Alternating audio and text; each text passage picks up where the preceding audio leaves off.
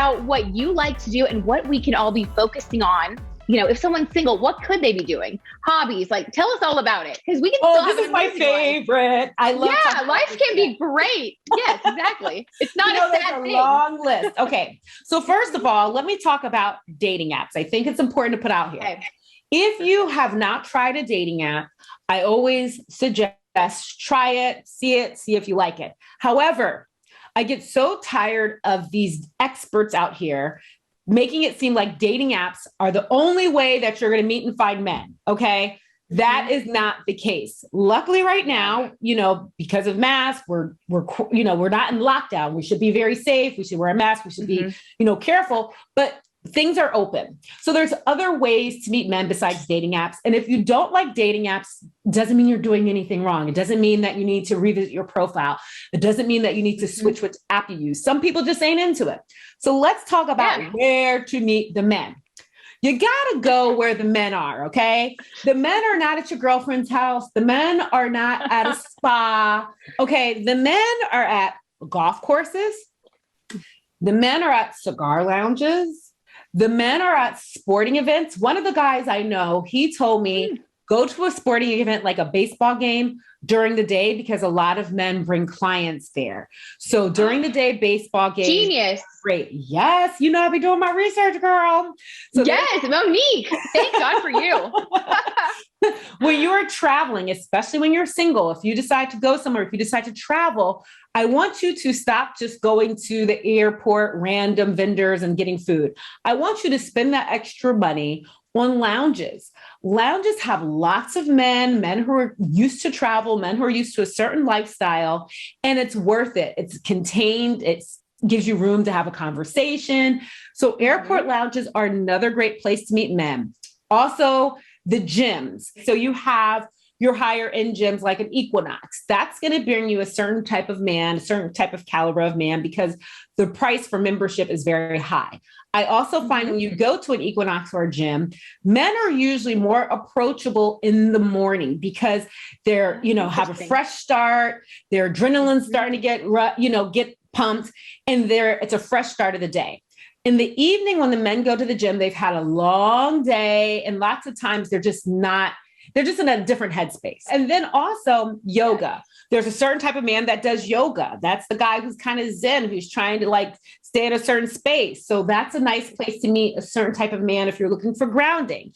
Spin classes. Spin classes are a great place to meet men because, again, after the spin class, you are amped, you are hyped, you feel like you can conquer the world. So that's another place to meet men. Now, if you are not ready to venture out and go to the gyms yet, let's say you have a Peloton, right? Isn't there more of a social element to Peloton?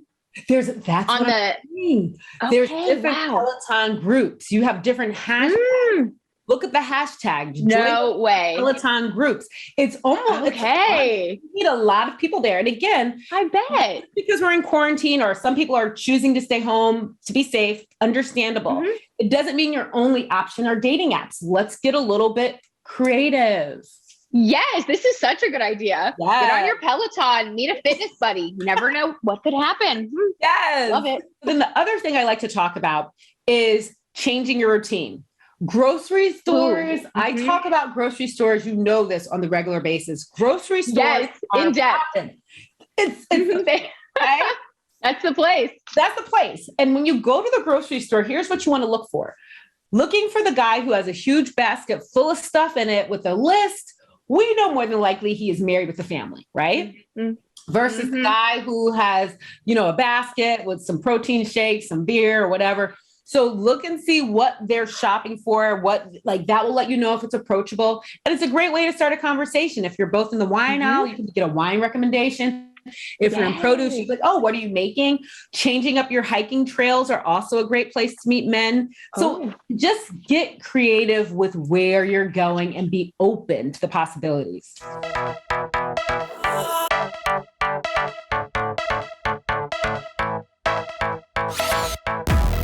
I love your recommendation for having your friends like set up a sponsorship system where they can help vet guys for you. Tell us about that, because that's really good. That's genius. Yes. Okay.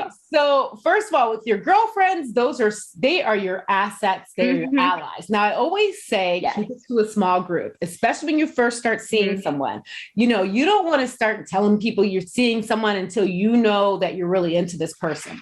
So it's important that, you know, once you do decide to tell your girlfriends about this person, you know, and they finally meet them, have them vet them. See if there's anything that they see that might be like, oh, I don't know about this, or the opposite, where if you're the person who's kind of like, I don't know about this, you want those girlfriends that are going to say, you got this, be open, imagine things working out, those positive girlfriends. We don't want these negative girlfriends that are always finding something wrong with the guy.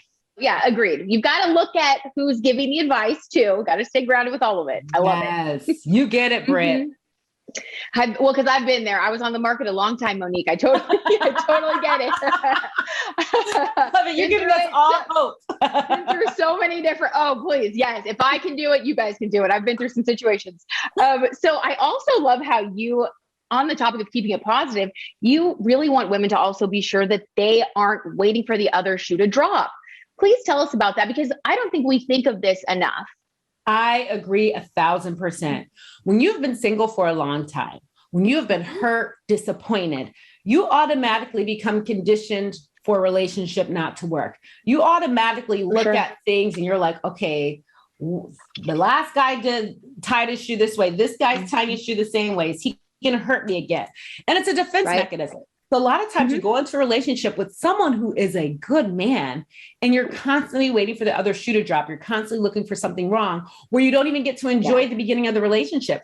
And Britt, as you know, you never have another opportunity to have a beginning of a relationship. Even when you get married, the beginning of the relationship only happens once. So I really want women to enjoy it. And what if you went into a relationship? I'm not saying ignoring red flags or being gullible and naive, but what if you went in assuming everything was going to work out?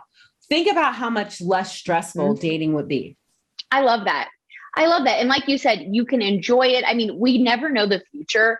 And so living in the moment, enjoying your life moment by moment in relationships and otherwise, I think is so important. And it's good to remember to do that when you're dating, because we can get fixated on, oh, the red flags, or am I going to get rejected? And I think that's part of developing our self-confidence, loving ourselves, which is something that we can do when we're single as well. I think there's a lot of things you can do when you're single that can help you when you get to becoming more serious with somebody. Absolutely.